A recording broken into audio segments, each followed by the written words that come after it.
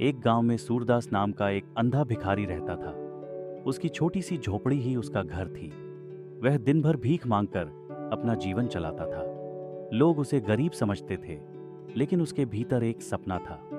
वह धीरे धीरे पैसे जोड़ रहा था ताकि अपने भविष्य के छोटे छोटे सपने पूरे कर सके, जैसे पिंड दान करना, शादी ब्याह करना या एक साधारण जीवन जीना। एक रात अचानक उसकी झोपड़ी में आग लग गई। आग इतनी तेज थी कि कुछ ही पलों में सब कुछ जलकर राख हो गया।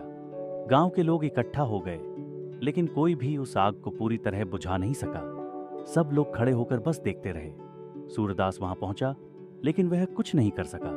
उसकी झोपड़ी, उसका सामान सब जल गया। लेकिन उसे सबसे ज्यादा दुख किसी और चीज का था। उसकी वह छोटी सी पोटली, जिसमें उसकी जीवन भर की कमाई थी।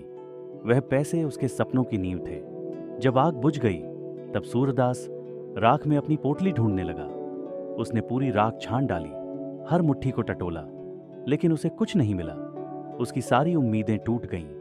वह वहीं बैठकर रोने लगा। यह सिर्फ झोपड़ी की राख नहीं थी, बल्कि उसके सपनों की राख थी। असल में भैरव नाम के एक व्यक्ति ने ईर्ष्या और बदले की भावना से उसकी झोपड़ी में आग लगाई थी और उसके पैसे भी चुरा लिए थे। वह अपने इस काम पर पछताता नहीं था, बल्कि खुश था कि उसने सूरदास को नुकसान पहुंचाया।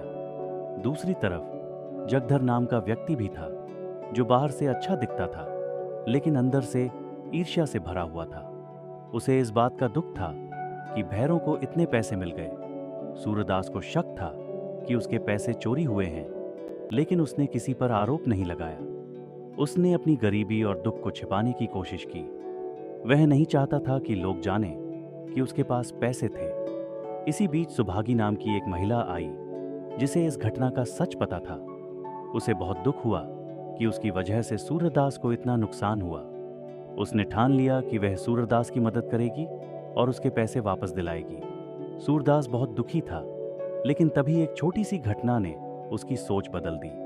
उसने एक बच्चे को रोते हुए सुना और कोई उसे चिढ़ा रहा था। खेल में रोते हो? यह सुनकर सूरदास के मन में एक गहरी बात बैठ गई। उसने सोचा, जीवन भी एक खेल की तरह है। इसमें हार जीत होती रहती है, लेकिन रोना समाधान नहीं है। सच्चा खिलाड़ी कभी हार कर रोता नहीं, बल्कि फिर से उठकर खेलता है। यह सोचकर उसने अपने आंसू पोंछे और फिर से खड़ा हो गया। उसने तय किया कि वह फिर से मेहनत करेगा और अपने जीवन को दोबारा बनाएगा। सीख इस कहानी से कई गहरी सीख मिलती हैं। 1. जीवन एक खेल है। हार और नुकसान जीवन का हिस्सा है, लेकिन सच्चा इंसान वही है जो हार कर भी खड़ा हो जाए।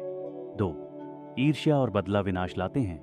भैरों की जलन ने उसे गलत रास्ते पर ले गया। अंत में ऐसे लोग खुद भी शांति नहीं पा पाते।